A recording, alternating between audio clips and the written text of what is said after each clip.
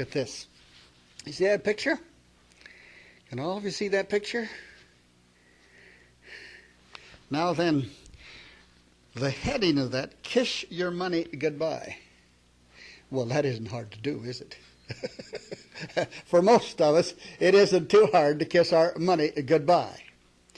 But here is an article from a business point of view. And you'll see this, these two hands over here. On one side of the teller is the cash, and on the other side of the teller there is a credit card. Called one of these magnetic bank cards. Now then, let me read to you just a little bit here, and then we're going to get into the Bible, and I'm going to tell you it is just getting fantastic.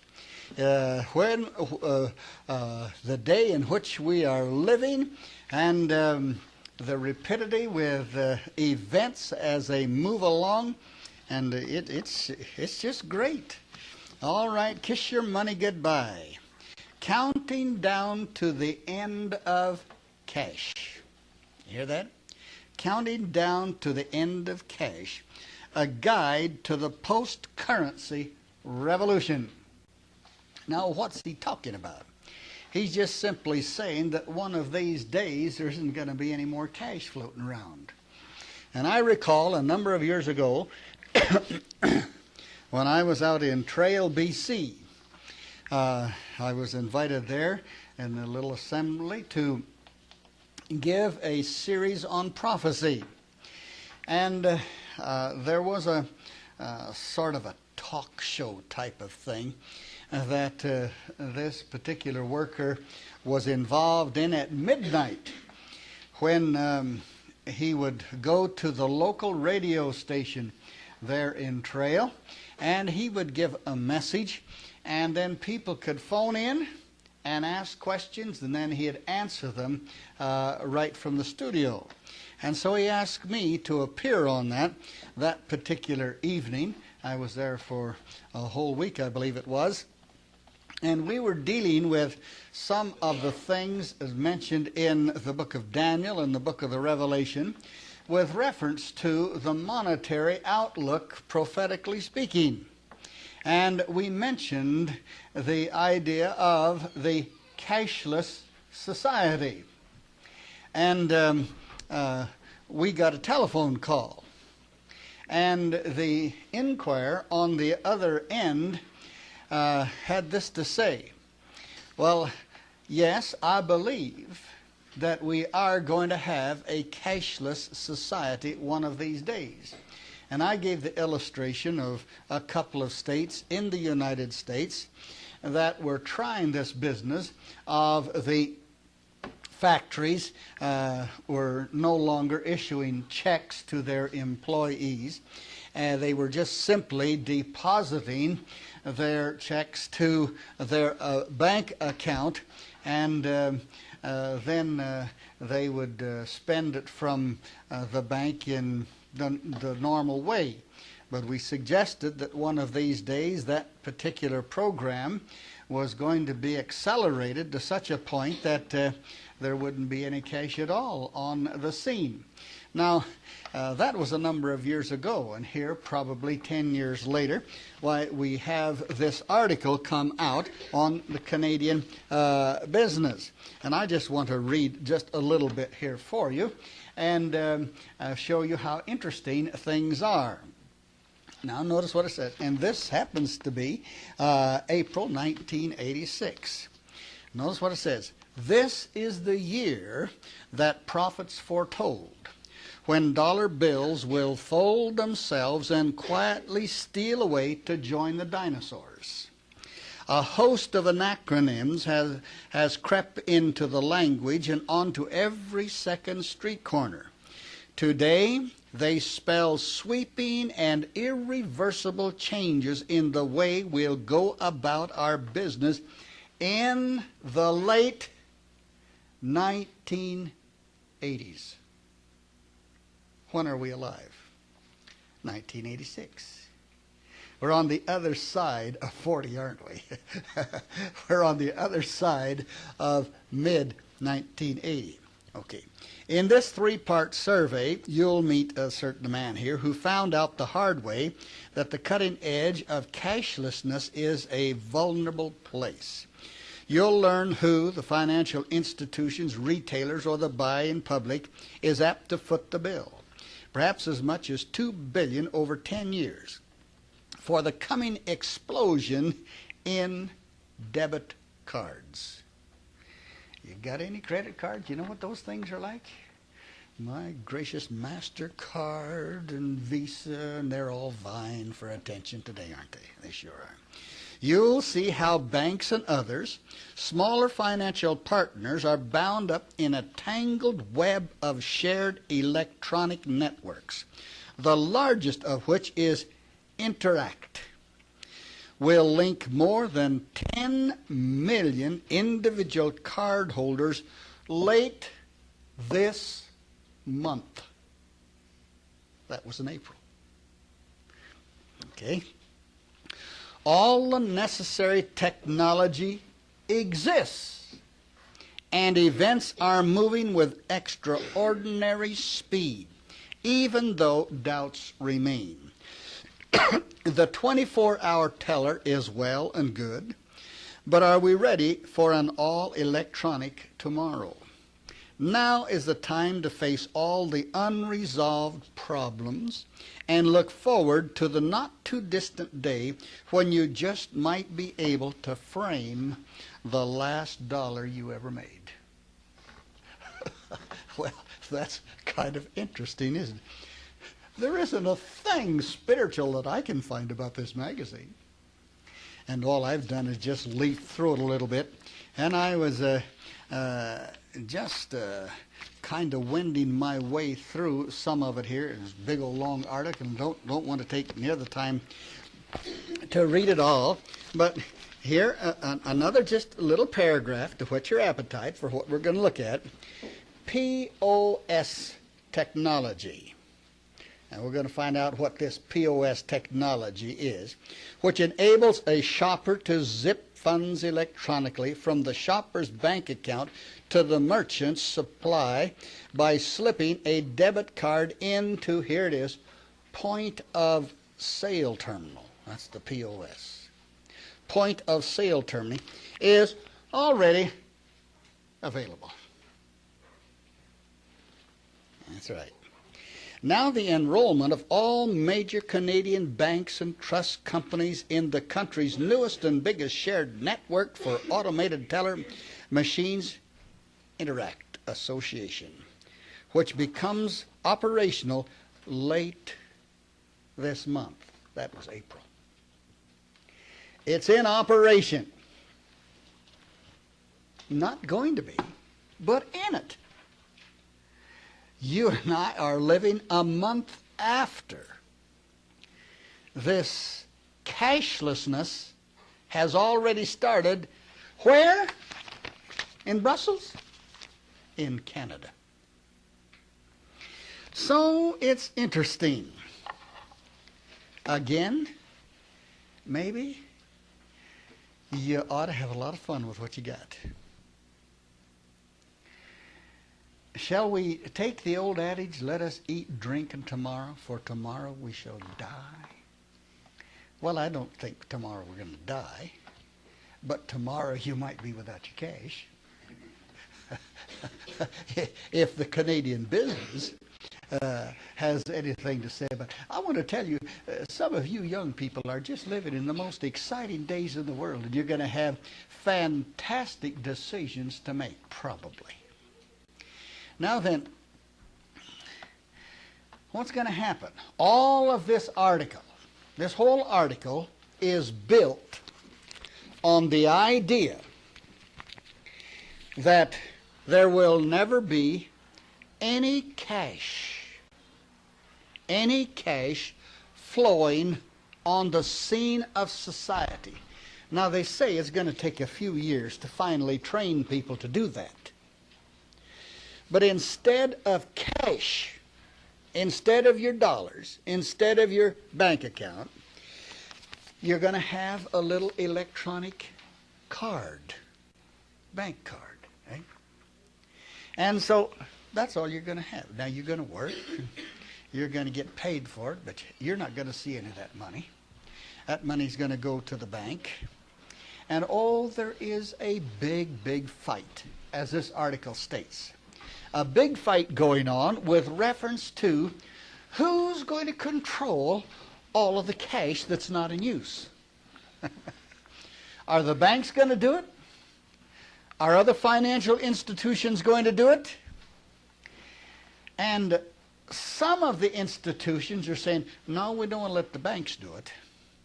Because if the banks control all of your cash, then they can charge you, they can charge you what they want for each debit to your account. Are they doing that now? Well, I get our bank statement for Northland Bible College.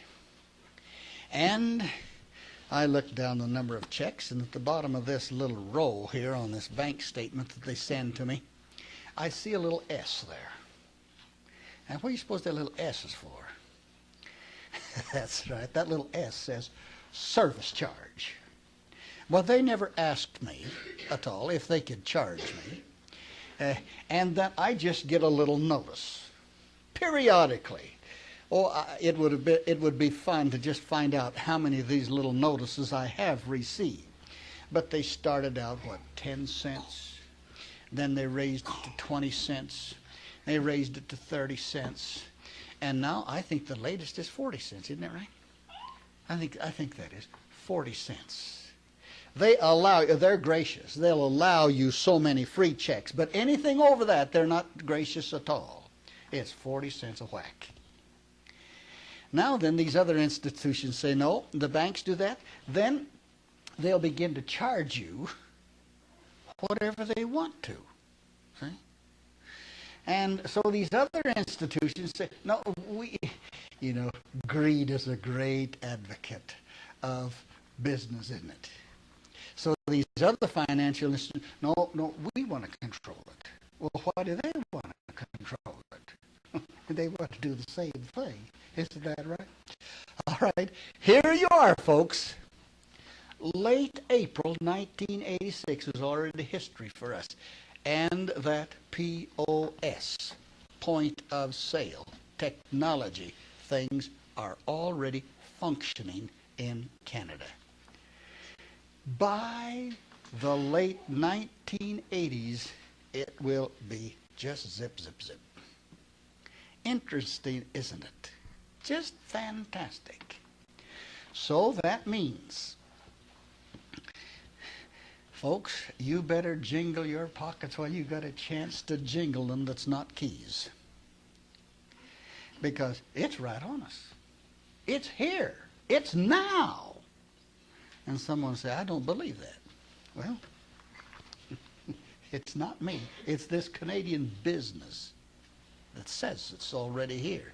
And they're just fighting like fury. Who's going to control it? But the thing is going to be a little card. A little magnetic card. And that's going to be your cash. Ever lose your credit card? Huh? Well, I want to tell you a little story. I'm glad she's not here. And that's Arlene. The first thing I ever knew about Arlene, well, not the first thing, but one of the first things, was up here on a kind of a camp out at Stokely Creek. And you know what she did? She lost her watch in the creek. She was on our gospel team. Her house coat, her bedroom slippers, her comb, her curlers, her purse. Those things were strung all over the north. And they really were. Oh, Dr. Clark, I forgot my bedroom slippers. It was just too bad. You're going to have to go barefooted from here on out. And the next place, now what did you forget this time, Arlene? My bathrobe. I said, boy, you're in bad trouble, aren't you? You left your bath. You forgot your bathrobe. Well, now what's going to happen? What's going to happen?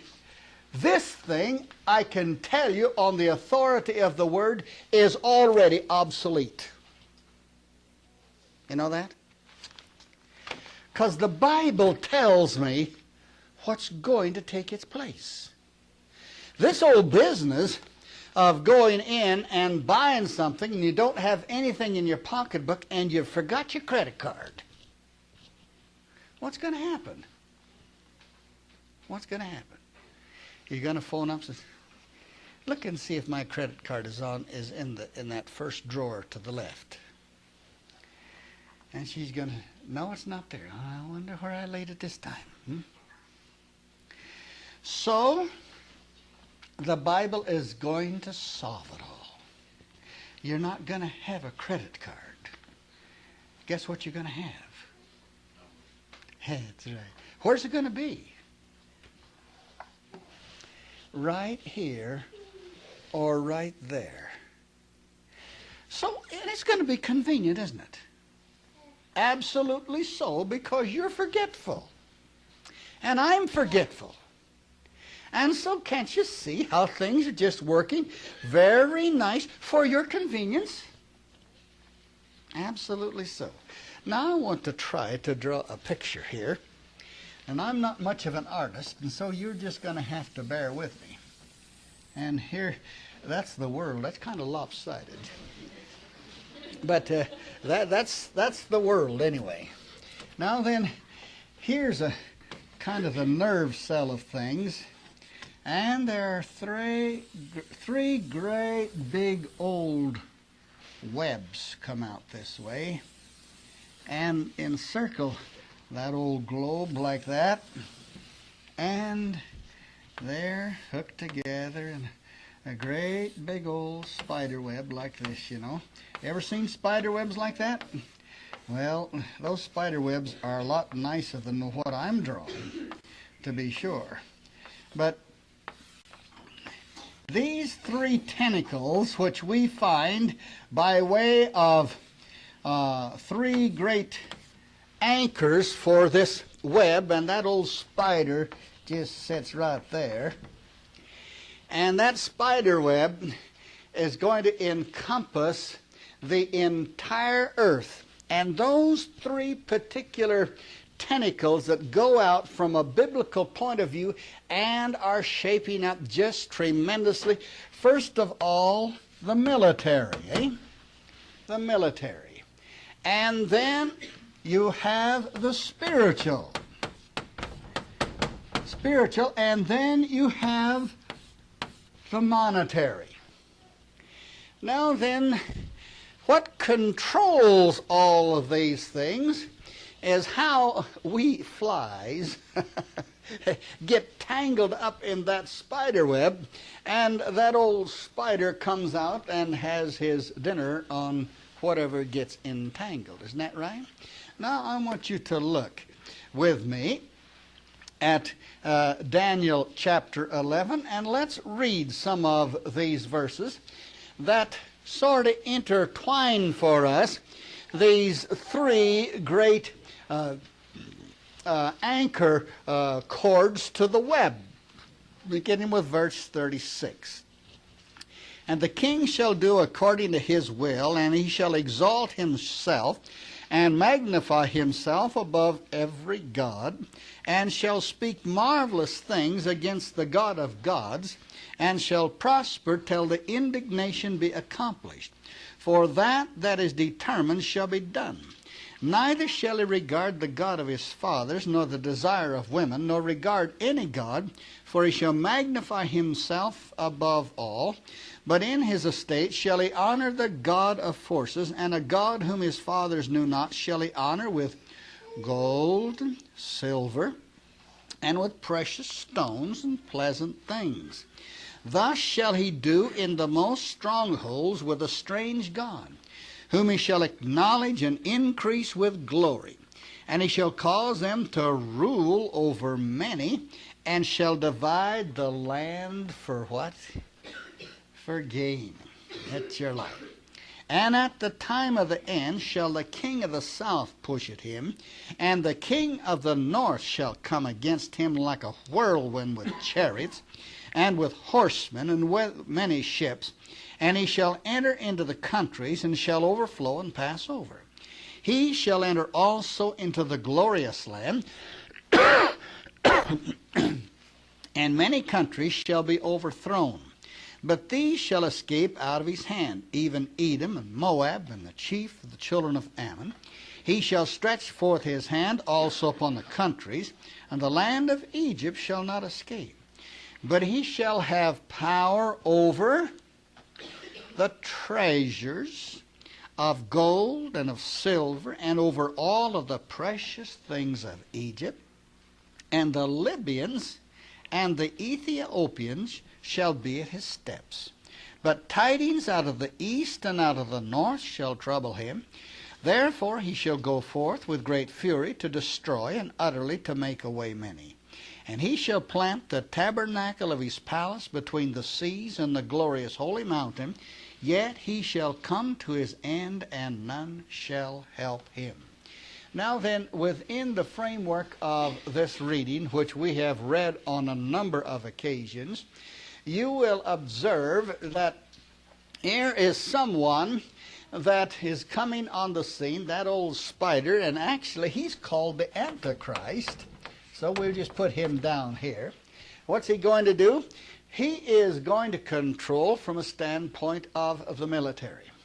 But he's also going to be one that's going to involve a spiritual aspect of life. He's called God.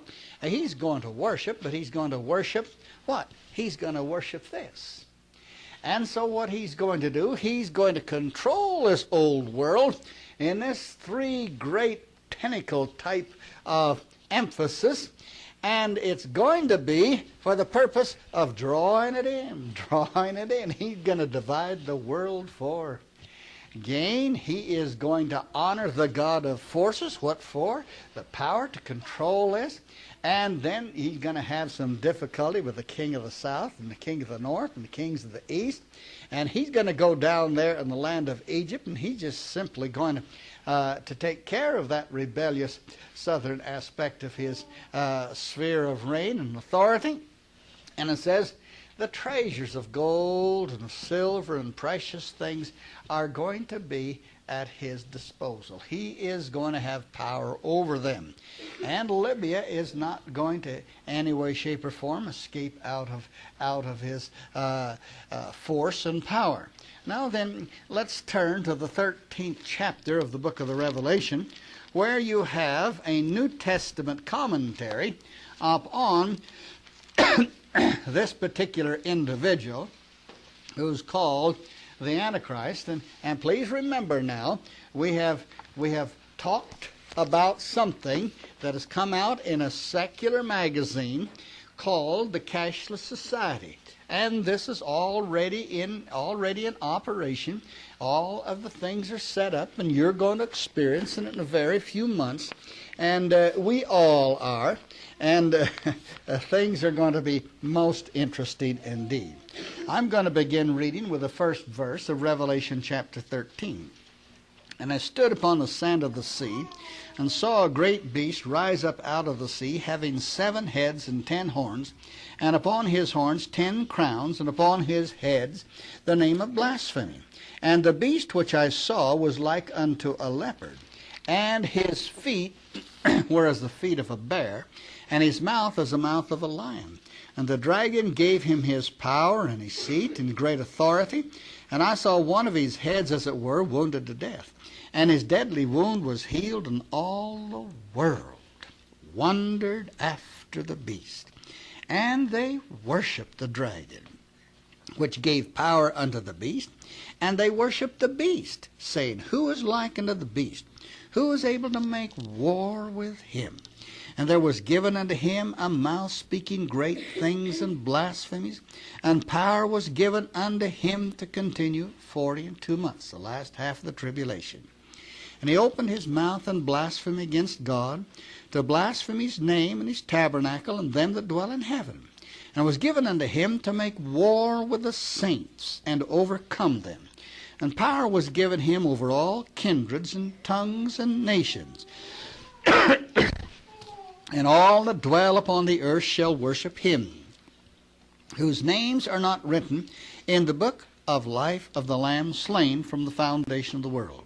If any man hath an ear, let him hear. He that leadeth into captivity shall go into captivity. He that killeth with a sword must be killed with a sword. Here's the patience and the faith of the saints. And I beheld another beast coming up out of the earth, and he had 2 horns like a lamb, and he spoke as a dragon. And he exerciseth all the power, the authority of the first beast before him, and causeth the earth and them which dwell therein to worship the first beast, whose deadly wound was healed. And he doeth great wonders, so that he maketh fire come down from heaven on the earth in the sight of men, and deceiveth them that dwell on the earth by the means of those miracles which he had power to do in the sight of the beast, saying to them that dwell on the earth that they should make an image to the beast which had the wound by a sword and did live.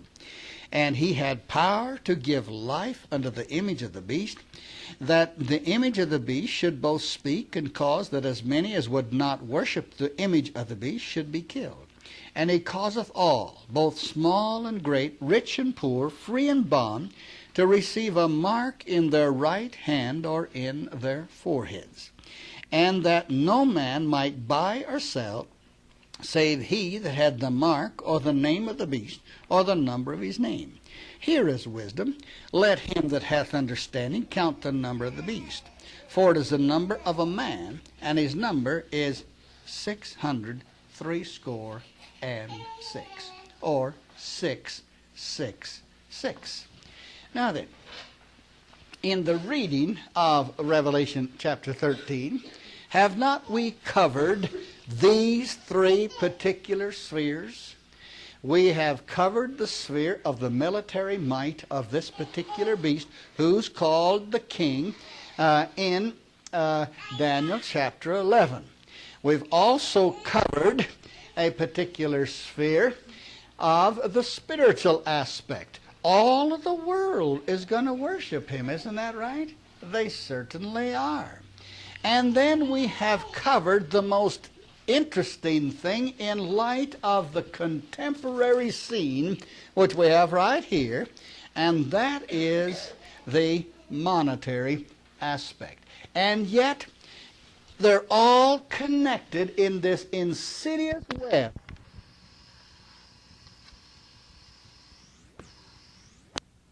to absolutely consume anyone that gets caught within the web of opposition to his particular control of these great spheres.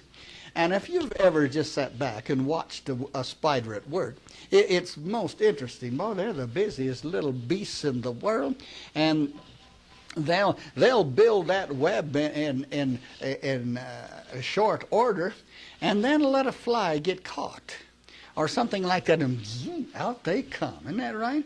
And then they have a meal. They take care of anything that's entangled. Well, now I'm told here that in verse 14, in verse 15, that if any would not be involved in worshiping this particular person from a spiritual point of view because of his great military might, and he's divided the land for gain and all of this, well, they should be killed. Absolutely so. But then,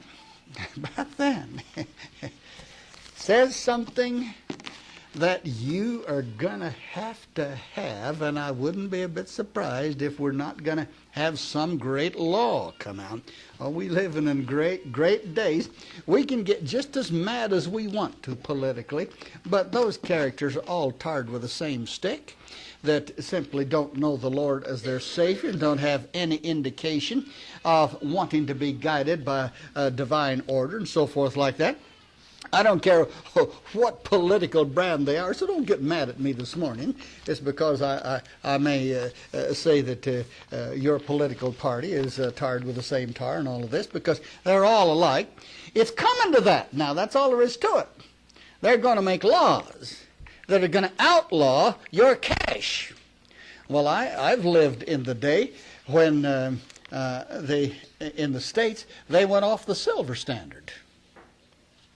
And then it became unlawful for them to even have gold coins. All it takes is just a law, that's all. And the law is master today, absolutely so. All right, now listen. You're going to have a card. Cards are nothing new to us. Absolutely not. You get cards and cards and cards and cards and cards. And you know, I've carried on a little personal war, but I lost. Sears Roebuck sent me some cards. Now here's your credit card. You know what I did with those nice plastic things? I tore them up. And I used to have a credit card for gas. And I found that credit card was the most expensive thing I had on me. I tore that up too. And I frankly tore up every card that I could tear up for a number of years until I found out that there was going to be a celluloid civilization. And I just had to then, well, I've got the old age card. I've got the old age medical card. I've got the hospital card. Well, you keep naming it, and my back pocket is just bulging out. And it isn't because I've got a lot of cash back there. It's because I've got a lot of cards back there. All right, now then, you and I are going to add to that collection one of these days. And that's the card. No more cash. No more cash at all. They say so. And they got the technology all set up. So it's only going to take us about 10 years. That's about it. Well, 10 years isn't too long, is it? Yes, ma'am? Alice wanted to know if it's wrong to take that first card. Someone's bound to ask that. You can always count on my family doing that, can't you? Always putting you on the spot, to be sure. Well, I don't care how many cards they hand out. I can tear a card up. But when I'm going to object is when they're going to say, well, now, since you lost your card, stick your hand out. Yes, I'm sorry. My hand is my hand. And so the Bible clearly says this now, and this is what's going to happen. Now, you think about this for just a little bit.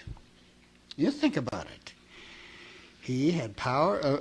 Go to verse 16. And he causeth all, both small and great, rich and poor, free and bond, to receive a mark in their right hand or in their foreheads. Now then, when it comes time for the personal tattoo, that's a different matter entirely. Now, as far as I'm concerned, we're not going to be here at this time. This is the last half of the tribulation. That's going to take place after the rapture's already gone. Now, if you're around, and if I'm around at that time, our theology's sure been wrong. Isn't that right?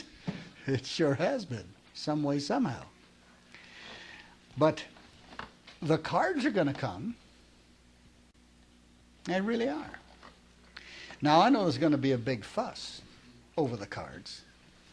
Well, I could care less with reference to a card, because I really don't think the cards have anything to do by way of fulfillment of Revelation 13.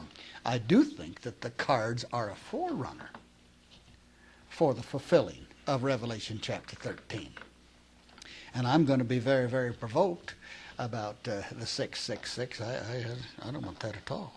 Absolutely not. And I imagine I'll milk cows and put out garden and shoot moose and shoot bears as long as my old creaky legs will let me do it. Because, but you stop and think about that. What about this ministry?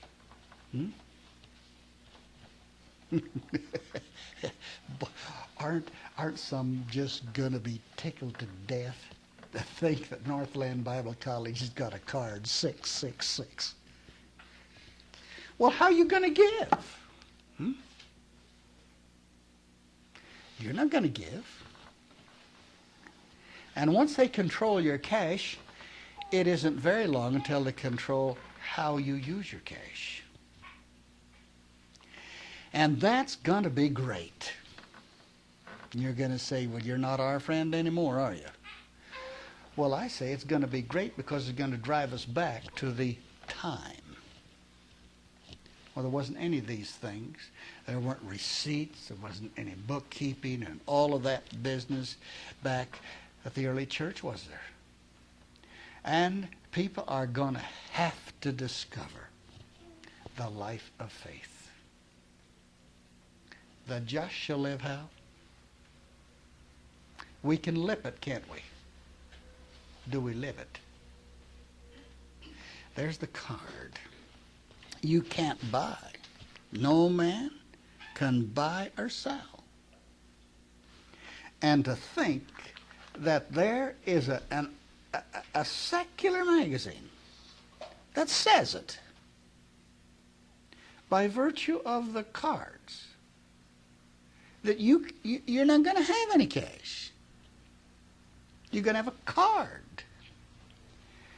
And this one article that I read in there said, well, this one lady put in for a card that she was going to go on a trip, big trip someplace.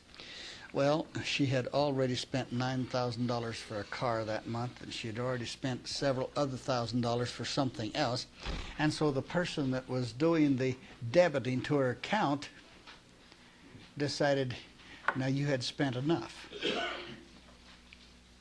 So you see, the central authority to your account and to my account is going to be vested in another. It's going to be law. That's what it says. What does all of this do for us? You know what it does to me? What we do for the Lord, we better do it now. Now. Because it's going to be too late in someone's thinking another 10 years. Well, you folks, most of you folks are just youngsters. Now, I'm probably not going to be around in 10 more years. But you are, all things being normal. You are going to have to make some decisions. You really are. And it says, no man can buy or sell except he has the mark or the name of the beast or the number of his name. That's right. Forgot my card. Well, we'll make it convenient for you so you won't lose your card anymore. Just put it on your hand, on your forehead. And to think that that thing is in operation right now. It is. Went into operation by the end of April. And here we've been living. We're going to hear a lot more about it. If that's right. And that's a big article. And the banks are in on it. And financial institutions are in on it. The government is in on it. Our Canadian government. Folks, it's set. Right now, you and I are living. And if this is the forerunner to what we read in Revelation chapter 13, man, we're going to hear that shout. And right? Behold what manner of love the Father has bestowed upon us. And we should be called the sons of God, and we are. And doth not yet appear what we shall, but we know that when he shall appear, we shall be like him, for we shall see him as he is. And every man that hath this hope in him does what? Purifies himself. Purifies himself, even as he is pure. Why? Because we're going to see him. And when we see him, he's going to ask us the question, why didn't you separate yourself to me to prove you loved me?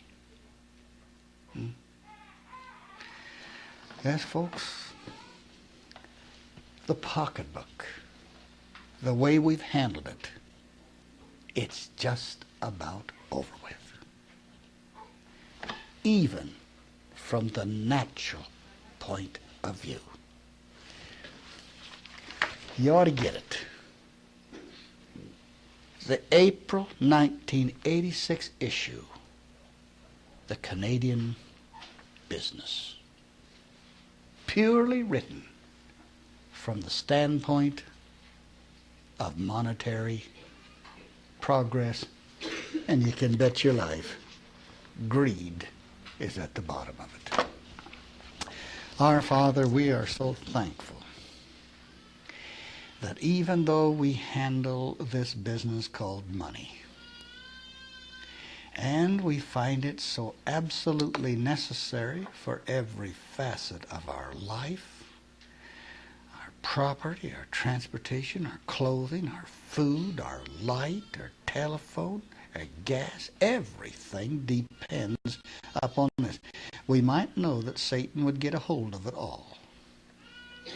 Father, we're thankful that we live in a day and in a place now with relative freedom that we can choose and do for a little time, yet with that which you have so graciously bestowed upon us in this great, great country of ours. Father, we thank you that even though the greed of man has focused in upon the control of every person's life, yet that even that, in all of the wisdom and all of the technology, is already obsolete in light of biblical revelation. And yet, Father, we're thankful that even though we may have to suffer in ways that we have never thought of before, we're thankful that we have a wonderful, wonderful person in whom we can trust. And to thank you that our citizenship isn't here, but our citizenship is in heaven. And Father, with the disciple John of old, we can pray, even so, come quickly,